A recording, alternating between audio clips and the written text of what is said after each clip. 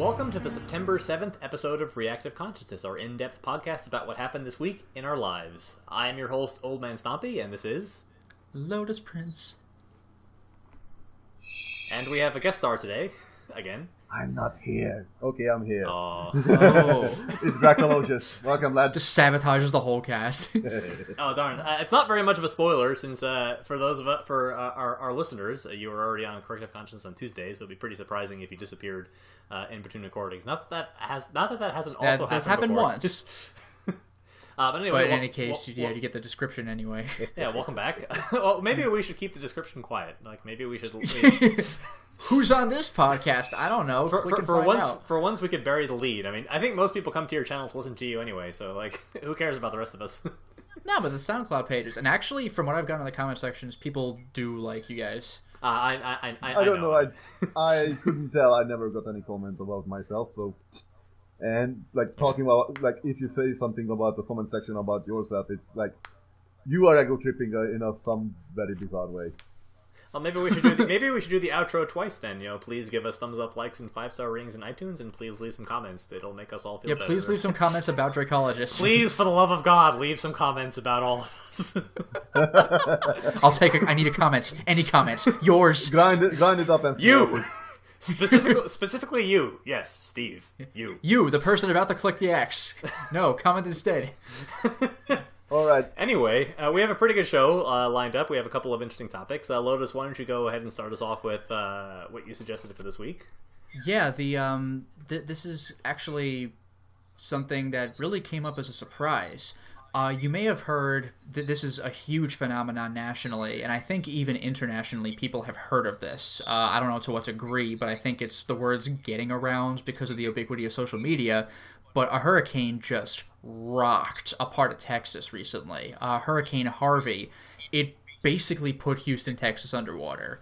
Like, there is an inordinate amount of water. I read a statistic somewhere that said that Seattle, Washington's record high, it was either its record high or the amount of rain it had gotten in some year was 45 inches, and Houston, Texas got over 50 inches in 3 days. Like, that is nuts.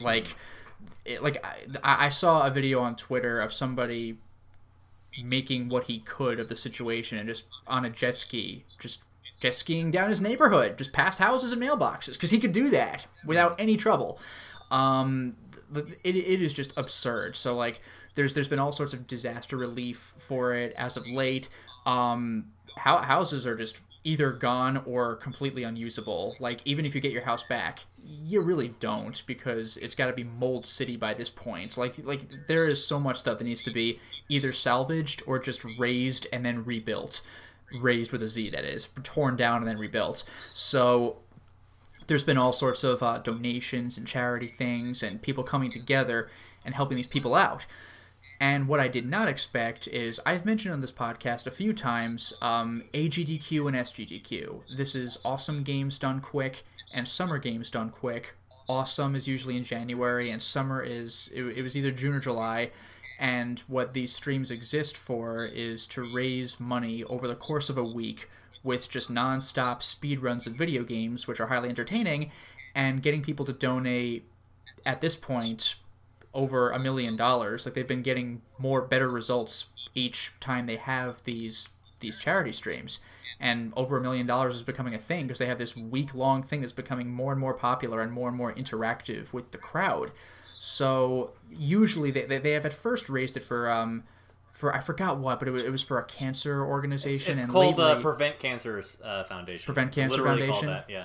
Straight up. And then more lately they've done Doctors Without Borders. But then Hurricane Harvey happened, and these guys just whipped up an event. In 2 days, they were able to organize, I want to say it was 45 runners and 49 games, maybe a little more because some were incentives that were met, like Mario Kart 64. But they were able to whip these people up and get them going, not for a full week, but for a weekend, Friday, Saturday, and Sunday. And they were able to raise over $220,000, which, considering it was spur of the moment and nobody knew it was coming, that's pretty damn good. Like, for that is really impressive. Like, because again, this took everybody by surprise. It was only on kind of word of mouth as opposed to an established precedent like AGDQ and SGDQ. So with this, they actually called it Harvey Relief done quick, so HRDQ as a first, but they were able to raise it for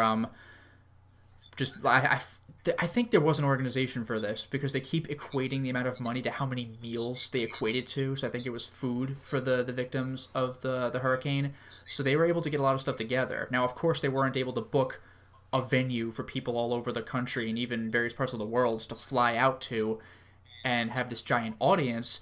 But there was, of course, still a massive Twitch chat. This is always done on twitch.tv. And they had whatever the streamers had to work with. You know, usually at the official events, well, I mean, this was still an official thing, but usually at the more like established events, they have this giant convention hall, and they're always using like, don't worry, we'll provide the tools for you to stream from, you just bring the system in the game. So they're always using AverMedia Pro, but we couldn't do that this time. This time you got the streamers at their respective places of residency. Or you could say residences in a single word. And these people, so if you wanted to see these streamers, sometimes you just couldn't. Sometimes they didn't have webcams. But for those who did, you would see them on webcam, just like, hey, I'm at my house or whatever, just playing with whatever recording device they have at home. Like, the people who streamed were those who were able to stream.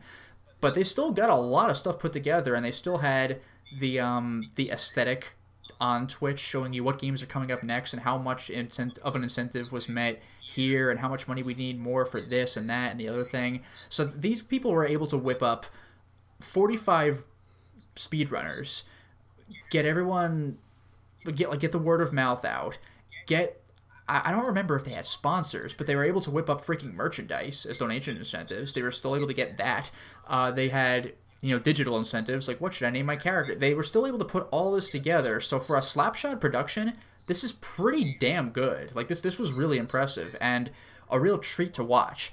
Now, at the time you're hearing this, on the Thursday, the event has since ended, but it ended a little bit after 10 o'clock p.m. Eastern Standard Time, the last game they did to wrap up the events. They usually try wrapping up the events with some epic game, with like Chrono Trigger or something like that, like a big, grand finale. This time it was Final Fantasy IV, which was beaten in around 3 hours and 20 minutes. That is some speed running.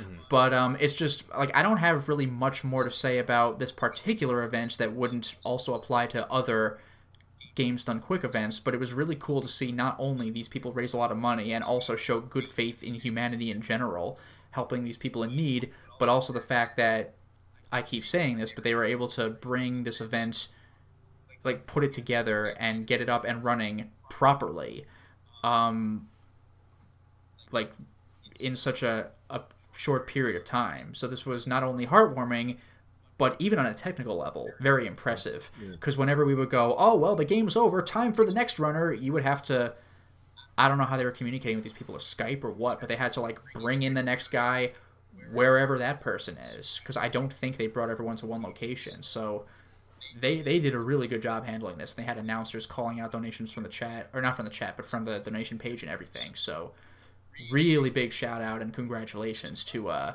Harvey Relief done quick. 2017, which is hopefully the only year that will ever need to be a thing. So yeah. $220,000 plus.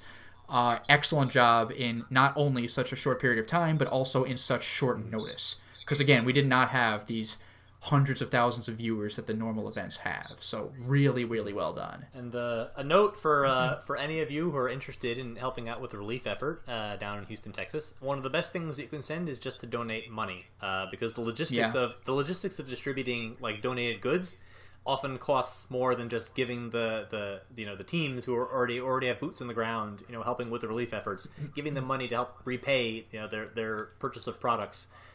For survivors of the disaster is better than sending things down yourself. So find a charity that you believe in, or I know some charities have even set up Amazon wish lists so that they can reimburse themselves for the cost of certain like basic necessities for survival and dignity, like generators, food, diapers, feminine products, shower gel, things like that, things that people need when they're in in a shelter, like you should be donating money to that if you want to help. So that's what we'd recommend. And not to mention, shout out to generators in particular, because stores only have so many of those. How many people really need to buy a generator all at once? But now it's, everybody who's not in a shelter. So all of a sudden, it's a whole thing. Not only that, but this is Texas. This is the middle of Texas. A lot of these people didn't have flood insurance because who would have ever seen that coming? So this impacted them even more than like Florida, where it's like, well, of course I have flood insurance. Florida's like hurricane state. So this really blindsided a lot of people. So they need help like all the more for that reason. Mm-hmm. The generator thing is important too because they cost like well over $800 at a minimum, like even for the smallest option. So like most people don't have those lying around to donate, and they aren't going to donate like that much money in a block, except for a few high profile, like angel donators.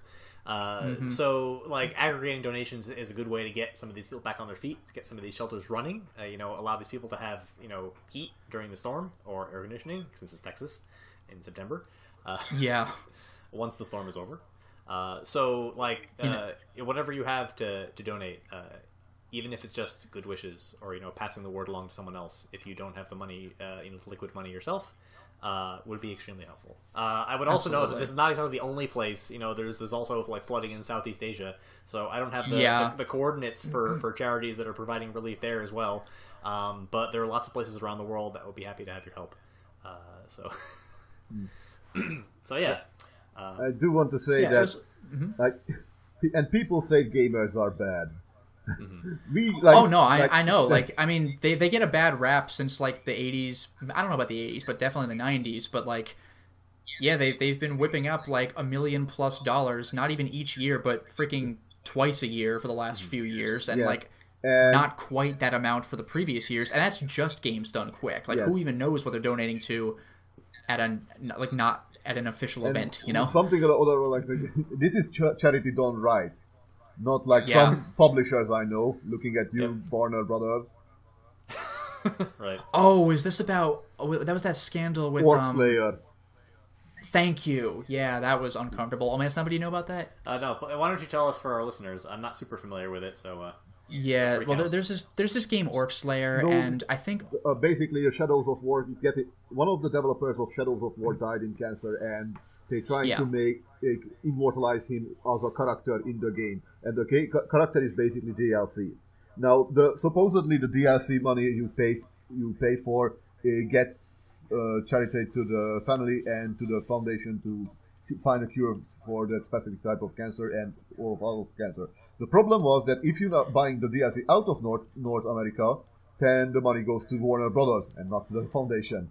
Oh, great. Yeah, like this is mentioned, but it is in super fine print, in a trailer. So it's not obvious. I think even under normal circumstances, I think it's like a $5 DLC and like $3.50 goes to the family, which that makes sense. Like, you're gonna make a little bit of money on the DLC, I guess, but outside of the U.S., that's not the case. Outside of the U.S., it goes just to the company, and I think even within the U.S., I think there were like 4 states where it doesn't apply. It was like Massachusetts, Hawaii, and I forgot the other 2. There were 2 other states, so it doesn't count in those either. So if you want to donate to the family, then I don't know, tell somebody else within those states to buy it. You think there'd be a gesture or something where they aggregate the sales and donate the equivalent, to the fund? Yeah, to the fund, but they probably won't. And I was gonna say there may be, but I don't know. But there's a famous Total Biscuit video about it, which you can look up, where he goes into the whole blow by blow of this,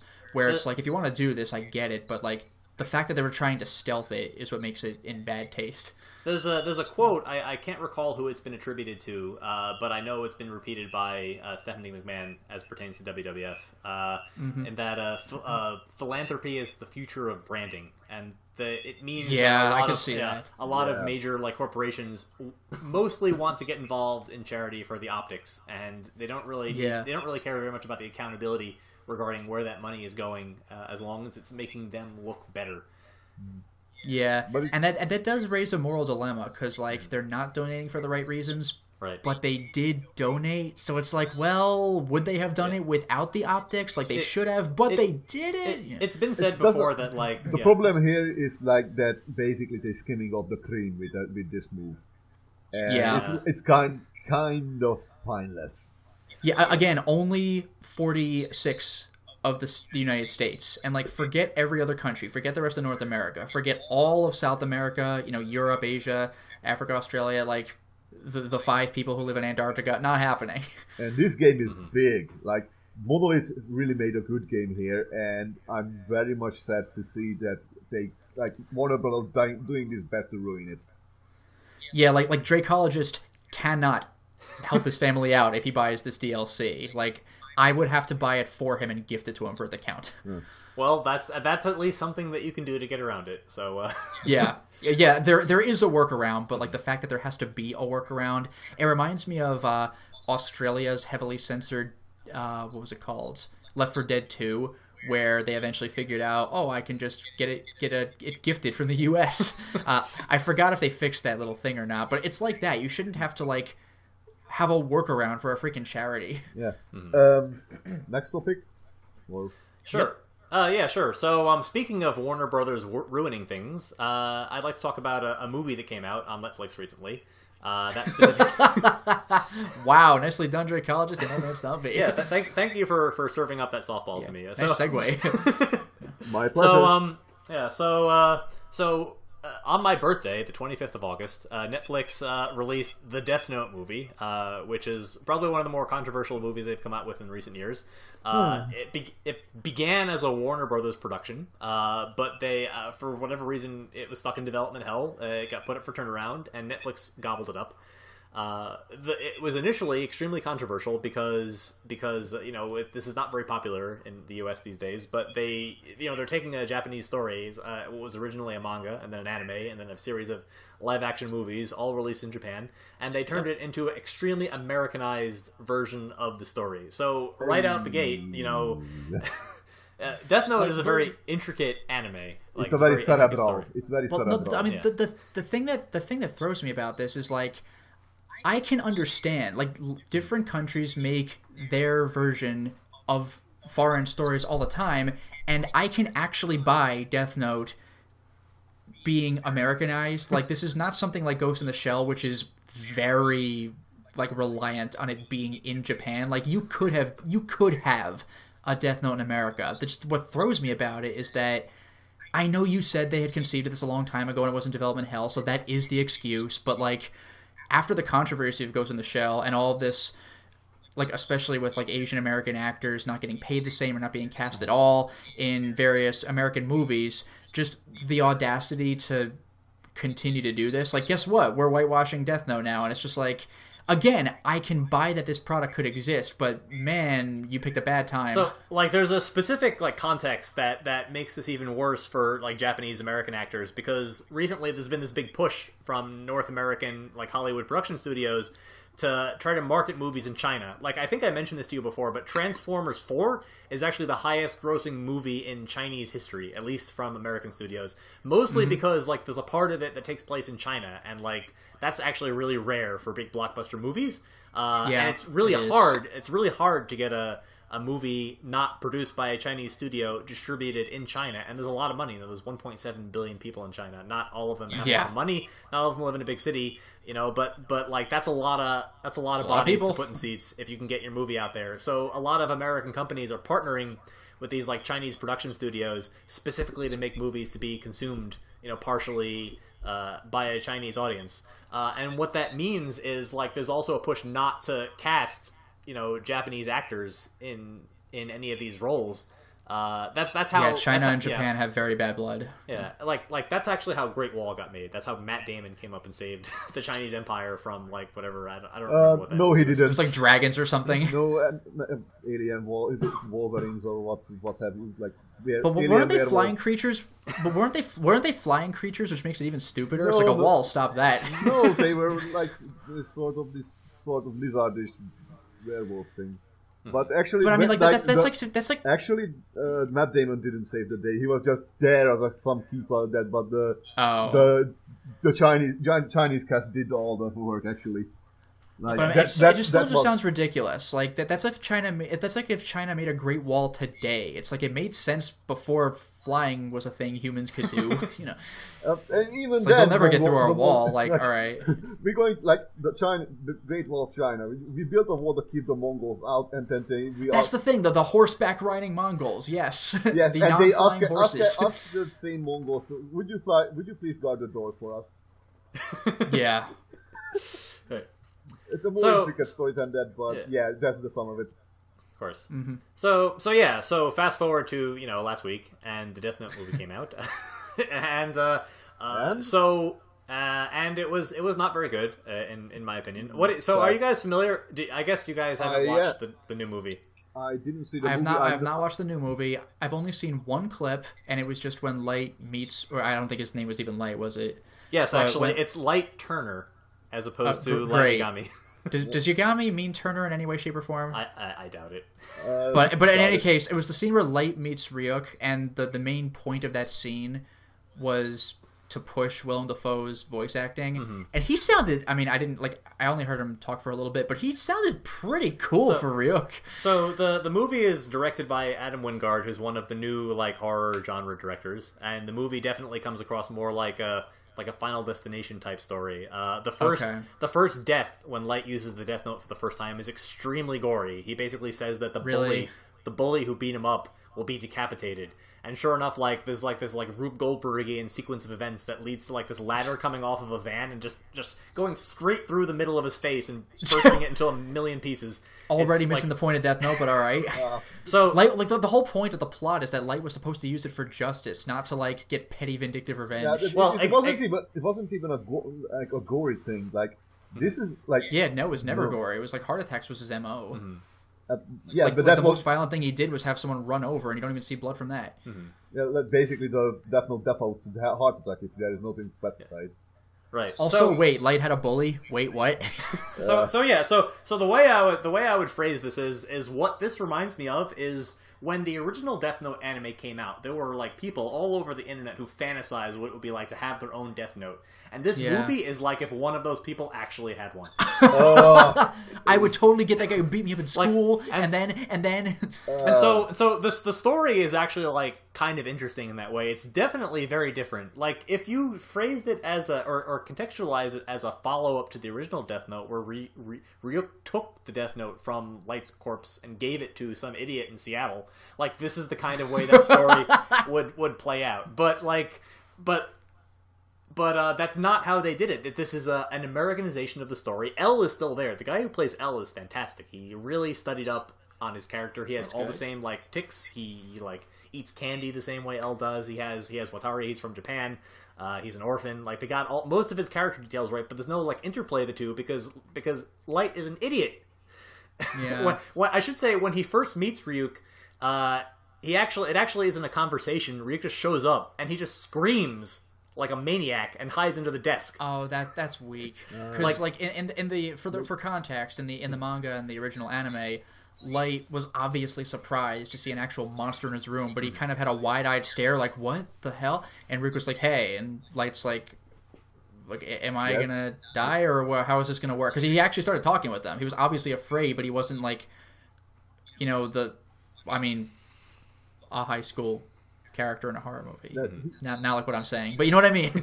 He was basically a very cerebral genius figure, Yeah, no, Light was what they like a Gary Stu character before he became a literal god, a death god. So the fact that he had a bully and was scared of Ryuk to this degree is what. So that's how I tried to view the movie. So Light, Yagami, and Misa Amane, the two main characters of Death Note, they sort of play up what the Japanese society considers to be the perfect couple. Light, he is flawless. He's a genius. He's an amazing athlete. He eventually goes into civil service, which is part of the most important. Which is he's like the devil in plain sight. It shows the ascension of his ego that he becomes one of the lead investigators on the team to find him. Yeah, that was amazing. But he's season working, 2 of Dexter. But he's working for the government, which is like the peak of like Japanese achievement to go into civil service. And Misa, like, she is like the perfect wife in Japanese society. She has no value for her personal well-being. She does everything for Light and for what she thinks is the good of Japanese society. She takes that deal that gives her the eyes of the Shinigami, that like halves her lifespan twice over the course of the original Death Note, because her life is not considered important in service of the greater good. So yeah, like, and as far as the relationship was concerned, she even told Light, like, I want this relationship, even if you just use me as a tool. Like, I'm okay with that. Yeah. So in the same way, like, it's nowhere near as cerebral as the original Japanese series, but like Light and this series' version of Mia in the American Death Note, they're played like a classic rom-com couple. Like, they hang out like. They hang out and they make out and like they go to homecoming and they play all this like classic 80s music, while like people are dying of heart attacks. Like hundreds and hundreds of people are dying in the background as a result of their actions.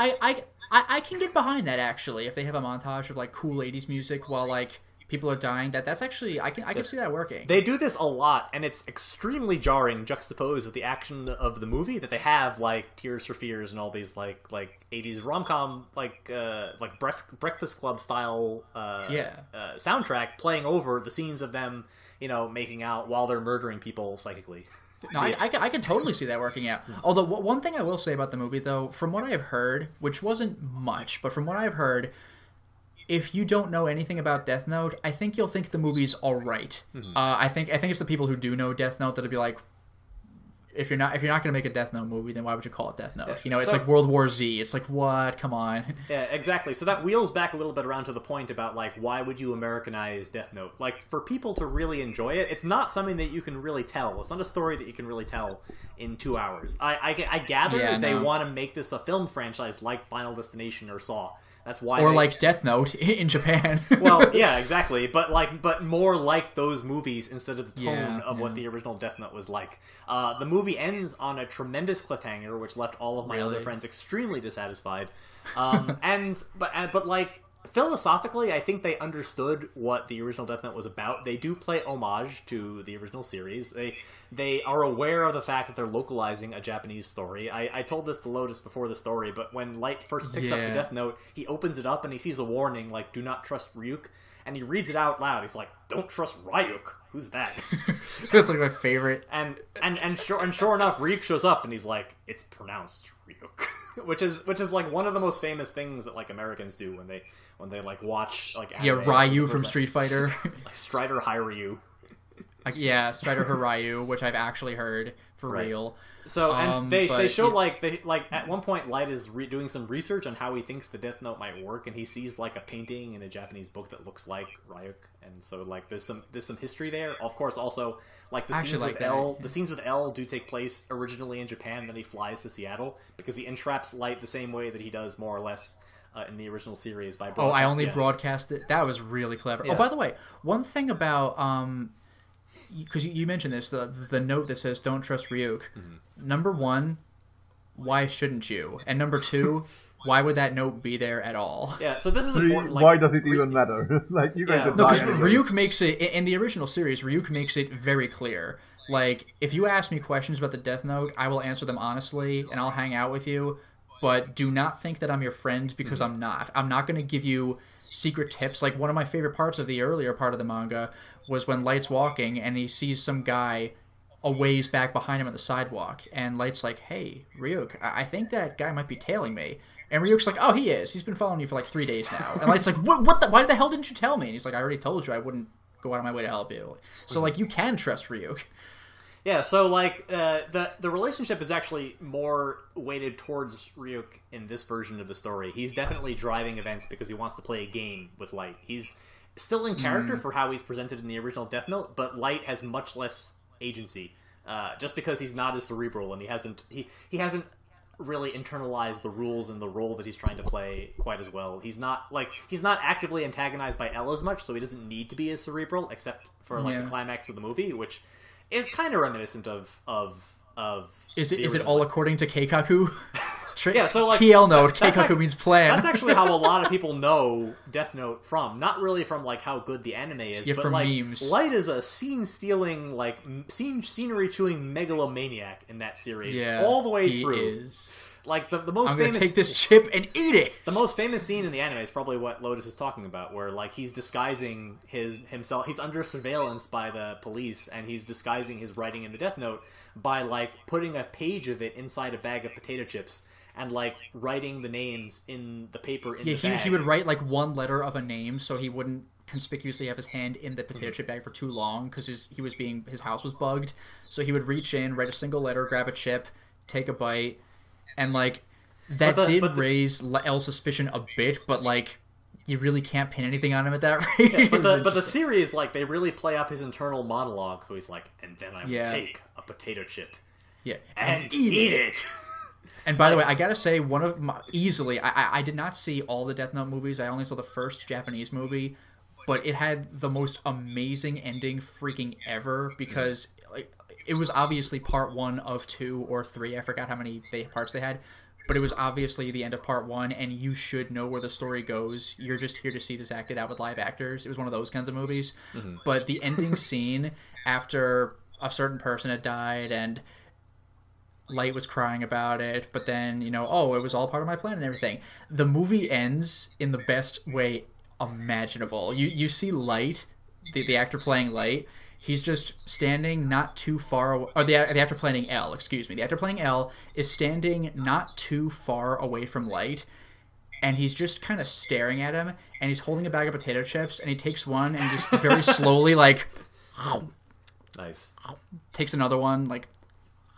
And that's kind of how the movie ends, and it's like, oh, shit. Like, it was amazing.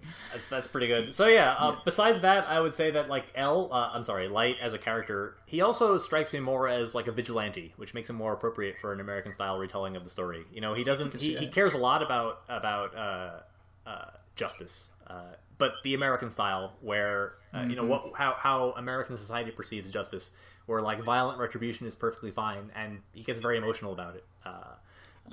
With the Japanese version, it was more like, I just need to eliminate these people. Yeah. And so Light in the Japanese version is doing it because he feels like these people are a drag on society, because he's trying to better society by removing elements from it and encouraging people to behave well by knowing their fate is to die of a heart attack in a jail that Kira is watching them, the character. But this Light, the American Light, is like an active vigilante. He has like a subreddit which is dedicated to gather. What? Wait a second. They talk about this a little bit. That's not a great way to pick topics, because people could just post whatever they want, and it's very difficult for him to verify it without attracting attention from the police. His father is also a cop, and so he has a lot of the same like attachments, but he doesn't have a big family. He doesn't have a mother. He doesn't have any siblings like Light does in the anime. What else? And L, he plays off of Light not as much. There's not as much interplay between them. They're not as cerebral, but like he picks up things from the American Light. He becomes more emotional as the series moves on, and the series. That's interesting. The story sort of plays up the relationships they have with their father figures. It positions Watari more as L's father figure from the orphanage when L was taken out.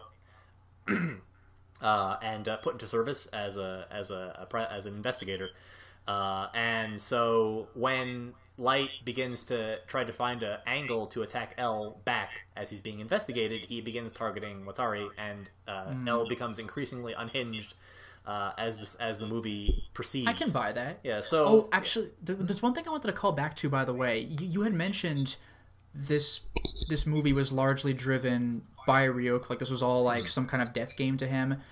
Like, this interests me because I can kind of see that working with the Japanese version too, but on a more subtle level. Like, now, on one hand, the Japanese version makes it clear that Ryuk killing people with his Death Note and the other Death Gods killing people with their Death Note, that's just their job. Like, there's a part in the manga where it's hinted at that Ryuk might have 2 Death Notes, and one of the other gods is like, why? Why would you want more work? Like, I don't get it. And even when the humans are like, haha, now I have a Death Note, the gods are like, joke's on you, you're doing our paperwork. So, like, it's kind of like that, but I could see Ryuk throwing the Death Note into the human world I could just see like that's the game. Just see what humans what humans do with it instead of like manipulating. That's sort of how he drives the plot. He just says like, if you want to give up this book, I will find another human to do this for me, and I bet I know what their first name they'll write in the book will be. Oh, interesting. Because Ryuk never went that far. It was more just like, whoops, here's my death note. Here's what it does. See what happens. Yeah. What I've seen from the first episode, like both Ryuk and both Yagami was just bored out of their faces, and this is why both they did it. Mm-hmm. Like Ryuk said, like this is boring. Like Yagami said, this is boring, and like life is boring, and basically just fates crossed accidentally by happenstance. So, if the plan is to make the American Death Note, or try to make it into a franchise based on its success on Netflix, then I would say that I understand why they gave Willem Dafoe as Ryuk more agency and made him drive the plot, because he's their like Jigsaw. Like he's the biggest named star attached to the film. Maybe some of the young people who play Light and Mia, not Misa, and L, like they'll. I think the guy who played L was in Get Out, so like he's not a nobody. Okay. I feel like the guy who played Light was in something else, but I don't recall it. Especially if it's a horror film, I don't watch a lot of horror. But they're all they're very talented. They're all like young, up and coming actors. The acting is some of the best part. Just like the characterization is not nearly as strong as it was in the original. But like I said, I can understand why in the long run, like they didn't introduce Ryuk is the only Death God. So there's a lot of room for them to continue to expand and modify and incorporate elements of the later parts of the story into like the American version. So like I can see why they made the choices they did. It begs the question, why did you do this in the first place? You know, instead of bringing over the original live actions versions, because Netflix is not afraid to sub and port or dub and port, foreign television shows. So, sub or dub. And they have the original Death Note anime, so anybody can watch it. Yeah. And actually, by the way, this is a little tangential, but back to Ryuk. The anime's been out forever. I could have watched the anime sub and dub, but I never did, and I didn't know what Ryuk sounded like. What I thought was interesting was, in again, just based on the trailer I saw, was Willem Dafoe's Ryuk voice. Mm-hmm. It was his Green Goblin voice in the first Spider-Man movie when Norman Osborn was hearing himself, when he's looking at the mask on the chair, when it's like, you should kill them. Like, it was like the really sinister voice. And I thought it sounded damn good as Ryuk. But what interested me was that I never pictured Ryuk sounding that way. Because honestly, he sounds like he looks. He does. But the way Ryuk always acted in the manga, like, the joke was that he looks terrifying, but he just does all sorts of goofy stuff. And he's like, hey, L, or hey, Light, what's going on? And, like, I just pictured him with a less sinister-sounding voice, because he just looked like the dopey sidekick, even though he's a death god and actually is terrifying. But he always acted in a sort of, like, whatever man kind of manner, which always, like, just was a little off-putting. Like, he's got this obsession with eating apples. He's like, do you have any apples? Like, I kind of need to eat them. And Light is like, well, what happens if you don't? And he's like, well, my body contorts and I twist into the shape of a pretzel. And Light's like, I do not want to see that.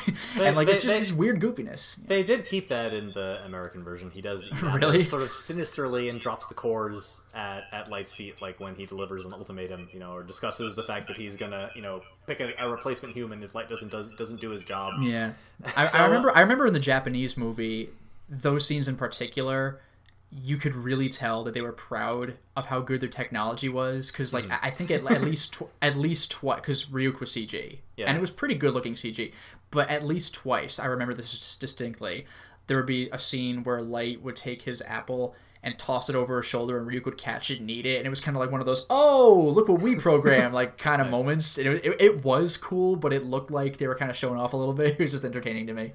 So yeah, I like I said, I kind of liked it. I think a lot of people I watched it with mostly were only concerned with critiquing it from the standpoint of whether or not it was like the original Japanese Death Note, which wasn't super interesting to me. But I can understand, like that's the problem. It tries to hew close enough to the source material that it's really going to bother people who are fans of the original. Which means, why would you do it in the first place? It's missing that little extra soul that a story told from whole cloth would have.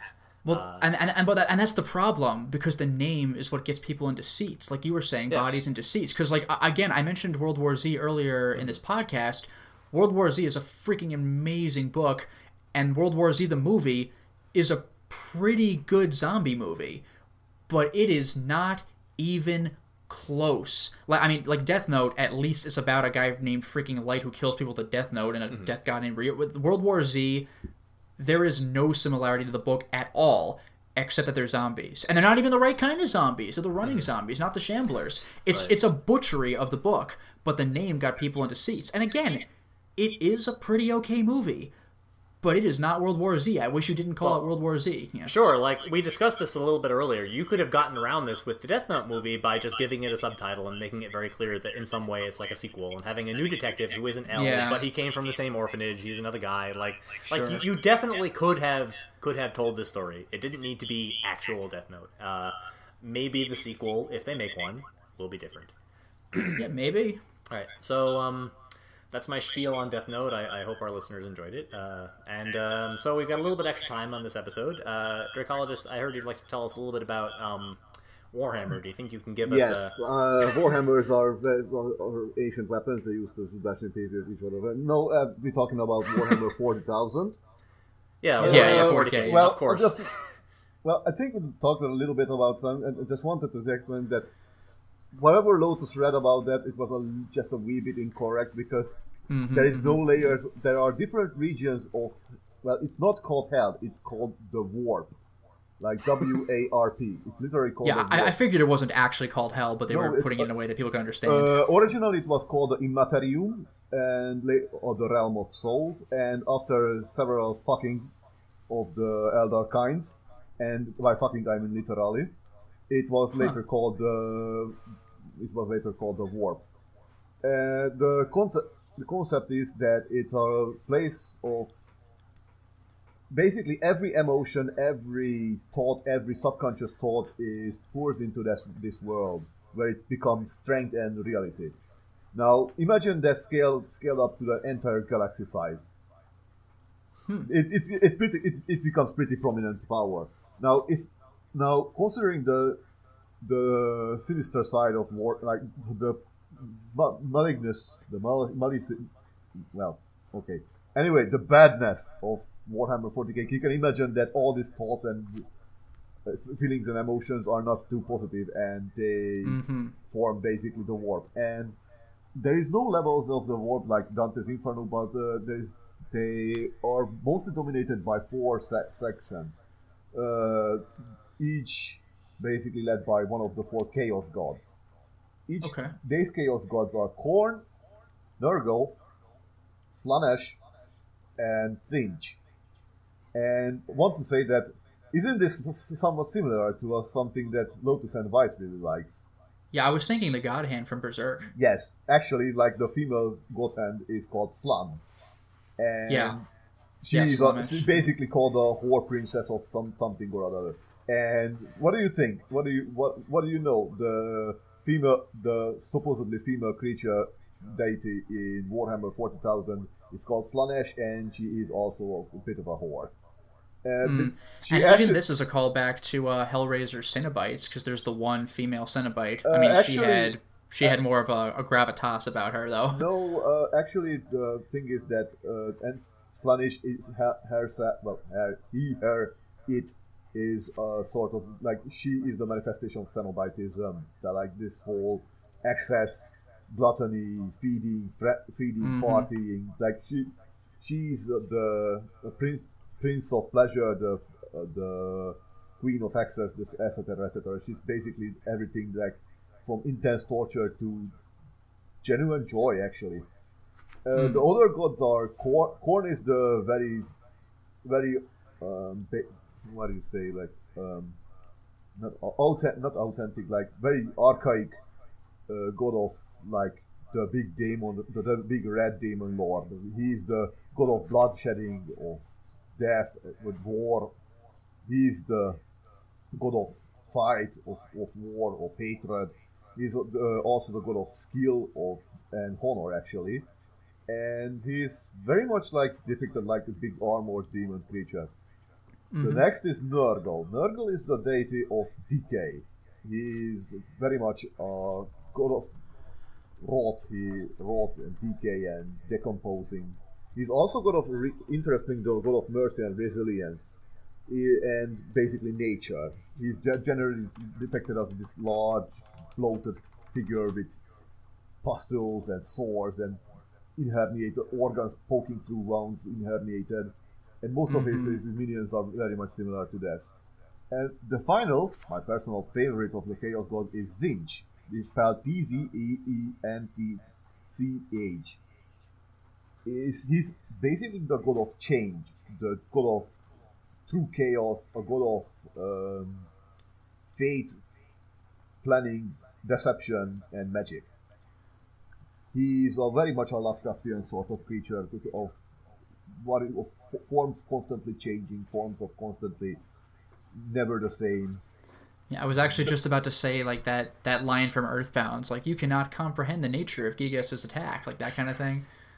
Even more so, like that's like, he is basically a big game player. He likes playing games. He's a mastermind. He's who weaves the fates of everyone in the world. He, like, one of his representation, like, of basically freedom. Like, many of his minions are either doesn't have a proper shape, they change color shape, or they shape like fish or birds. Like, he's possibly the best looking greater demons are his, like these large gangly bird Skeksis. They look like a more mightier looking Skeksis. They're large bird people with magical powers and wielding large staves and blades. Like harpies almost? No, Skeksis, more like the Skeksis from Dark Crystal. I'm not familiar with those. What are those? The Skeksis were large, these bird-like, butcher-like people. Okay. Anyway, on the other side of are the Imperium of Man. We are the humanity. Basically, the entire galaxy is almost under human control, and they are like, you would think that the Imperium are the good guys. No, in Warhammer there are no good guys. None. And that's what I hear. Like, yeah, I hear it's like I hear you're basically born to be trained to fight and then die. Well, you're born into misery, and if you're lucky, you are taken up by the Astra Militarium, but basically the military, to fight, and then you actually can die in a less miserable way. Maybe you get shot. If not, you are getting eaten, chopped, mangled, melted, probably possessed by demons, and other various kind of gruesome rate of death. So basically, what I heard, like, once someone said that if you are Star Wars fans, you want to live in the Star Wars realm. If you are a Star Trek fan, you want to live in the Star Trek realm. If you are a Warhammer fan, you want to stay out of the Warhammer realm. Yeah. So I hear Warhammer. There's no happy place in Warhammer. No, there are amusing stories. For example, everyone's favorite green mushrooms, the orcs, are very much happy with their system because they practically were being made to be fighters. They basically live and breathe fighting. Their entire, like, their biggest joy in the world is fighting and plundering, and they're really good at it. So that makes them very, very happy. So, and they generally the most amusing things in the Warhammer universe because they gleefully throw themselves or each other into fights, even if it does mean riding a giant bomb into battle. They literally stuff like snotlings and gretchins, which are basically like these little goblin-like creatures, like lower forms of orcoid life, into like guidance systems into like guided bombs. It's a really common trope in like Western inspired fantasy, if I'm not mistaken. Like, even in Magic the Gathering, like the life of a goblin or an orc is usually played for humor, but it's also like absolutely horrible, and they're all considered to be completely expendable. Yeah. Yeah. That orcs are generally the most source of fun. The Eldar, or the Space Elves, are generally what you expect space elves to be. They are horribly stuck up, they constantly condescending everything, despite the fact that they are the responsible for the birth of Slaanesh, and the fact that their entire race is basically dying.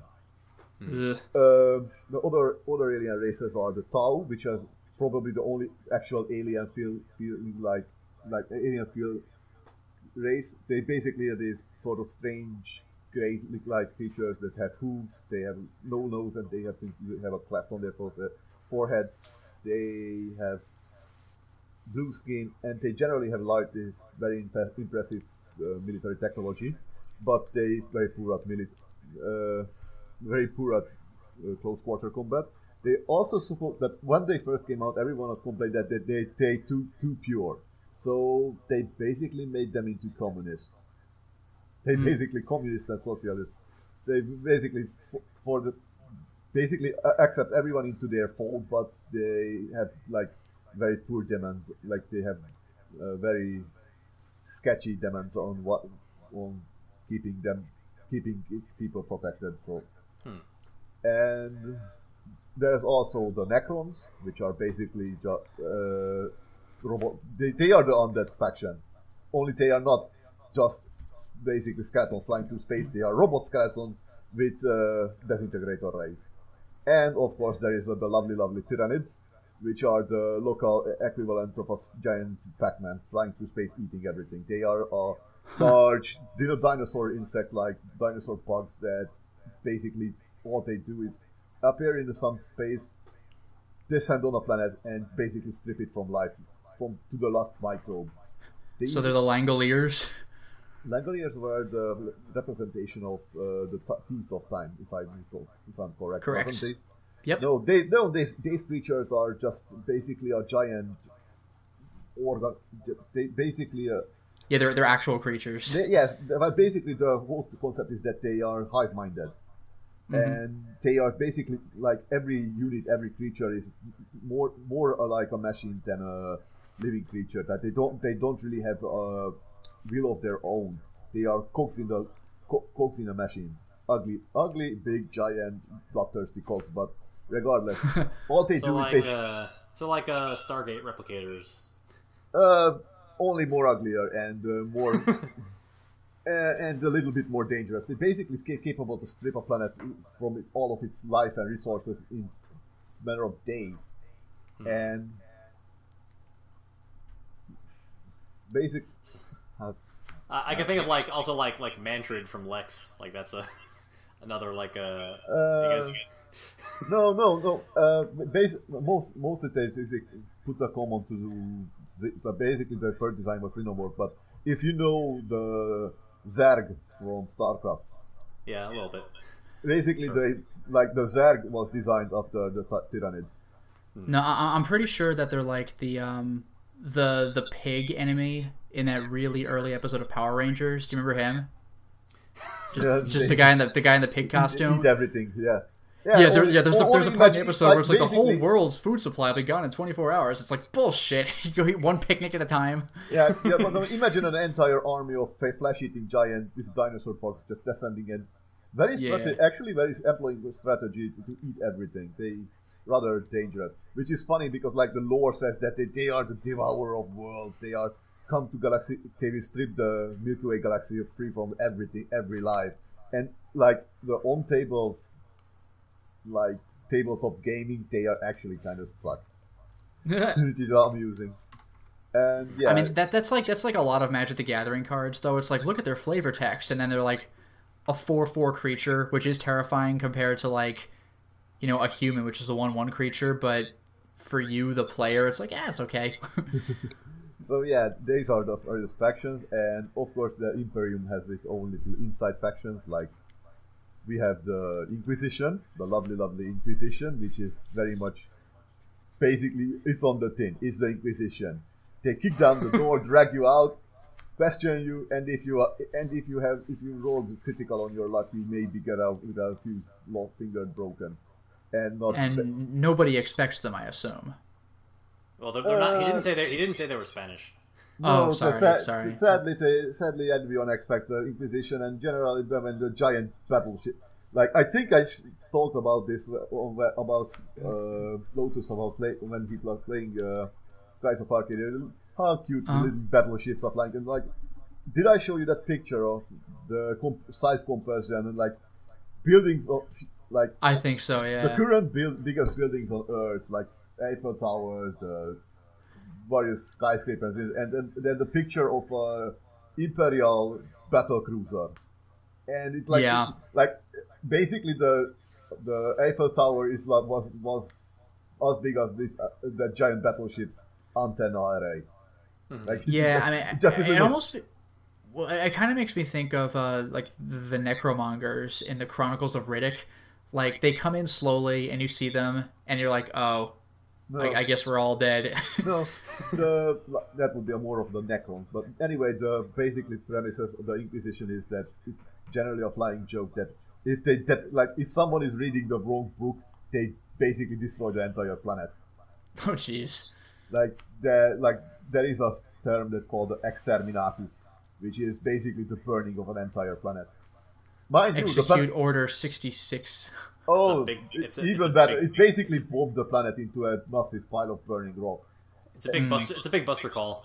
Yeah, yes. And what is amusing is that they actually salvage that planet because they make cannon shells from it because all the dead people and the souls and the essence get fused into the rock and it can be. God, that's brutal. So they're literally shooting planets at planets. Yeah, no, pieces of planets. Pieces of planets. Pieces of planets. Basically, pieces of planets. It's like we're not monsters here. We're not uncivilized. Yeah. I'm not gonna hit you with the whole planet, Jesus. Okay. Because there is a weapon called the Quake Cannon, which fires shells made from the debris of these dead worlds, and it contains the death, the dying agony, and the psychic feedback of those who have perished. It's the death scream of the world, as it's said to be.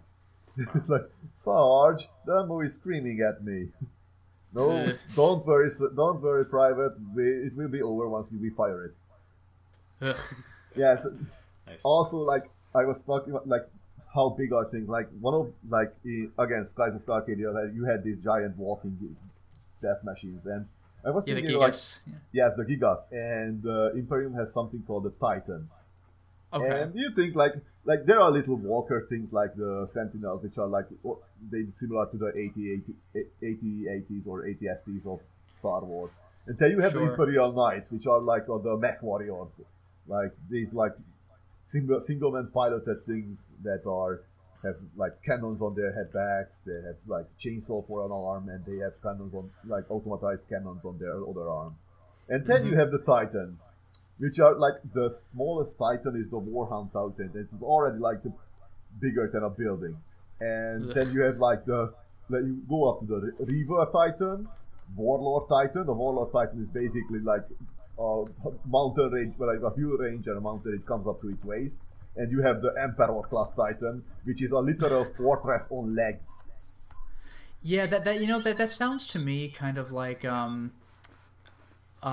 basically like the final set of bad guys in of all things in the world to bring up, Gantz, where like you see there's this like, oh my god, we have an alien invasion, and then you see one of the ships had landed, and it's like you can see it on the map. You know, it's like taking up a lot of the city, and you're like, to hell with this. Yeah, I think One Punch Man does that a little bit too. Like the Boros ship, it's just like the size of the city, you know. And yeah, it's like, what are we supposed to do about this? But then you find out the S-class heroes are capable of taking it on more or less by themselves. Yeah, and we managed to talk about Warhammer without actually talking about the Space Marines. Marines, battle brother. You know, I mean, I think I'm in the same boat as a lot of people with this one, but even though Warhammer is older, my first Space Marine was the Doom Space Marine, so I kind of feel bad, like, oh, Space Marines, you mean like Doom, and all the Warhammer guys are like, oh, god damn it. Yeah. They actually, another one of these guys. If you want to impress a Warhammer fan, you don't call them Space Marines, you call them Adeptus Astartes. I see. Alright, fair enough. That's their, like, official designation. Which one's Master Chief? Oh, don't be even. like fans are generally Master Chief, you mean Green Samus?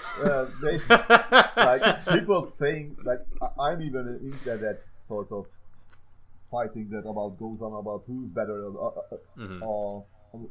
Spartan or an Adeptus Astartes. The problem is that the Astartes would win every time because they're just much more vulnerable fighters. I would believe it. I think that the premise is kind of interesting because there's so much science fiction and fantasy which is like predicated on constant conflicts, and usually you have like a band of heroes who wraps everything up for themselves. But like if you take that to the logical extreme, like what kind of universe would constant conflict thrive in? Like you get the Warhammer 40k universe if you like, and a band of heroes would get their asses kicked. Yeah, like who the fuck are these guys? My biggest problem about according to lore, that because of this was in the game, Master Chief can flip an entire tank. All right. So why can't he hold the assault rifle straight? Why? No, you want to hold an assault rifle straight. Look no further than the Doom Space Marine who comes right out of the center of his chest. Actually, that's because when you're firing, like you're carrying a gun, you're not holding the gun out of your friend. You're basically holding it parallel to your shoulders, doesn't you? Yeah. That's why. But no, I mean, I always just love that one like meme I've seen spread around social media where it's like what it looks like if you were to see these games in third person, and the Doom guy just has like an arm growing out of his chest. There's like no way you can hold a gun like that. Literally drawing like this little cartoon guy it's like the Doom guy is reaching out reaching through his chest, or the other guys are like a Duke Nukem, and you both like you kick with both feet. I love that. It's the best. All right, so that sounds pretty interesting. I think it's a good introduction to Warhammer 40k. I think it's the first time we've actually featured that in any of our podcast episodes. That was pretty cool. I guess for a closing thought, like since a lot of our podcasting is based around video games, especially since a lot of our visibility comes from Lotus's channel, is there a specific video game you'd recommend for people who are looking to get into the Warhammer 40k universe that we might want to try out? Yeah, they do have a bunch of games too. Yes, Dawn of War. I think many people, I never played it, but many people's enabler is the Dawn of War series. I only played the hack and slash game Space. Warhammer 40k Space Marine, where you play one of the Ultramarines, Captain Titus, and nobody likes the Ultramarines. I will tell you that later. Wait, here's a question for real. The Space Marines are blue, right? One chap, only the Ultramarines. Okay, perfect. So they are Ultramarine. Yes. Hey, that's a joke. Like they literally are fun. But anyway, even I get that. Yeah. Yes, I will explain the others. But anyway, the main point is that, like I said, the best game currently you can have for Warhammer 40k is Dawn of War, and it's I think Dawn of War 2, and its various expansions. Maybe I could recommend Deathwing Spacehawk, which is a first-person shooter where you play one of the what do you call them?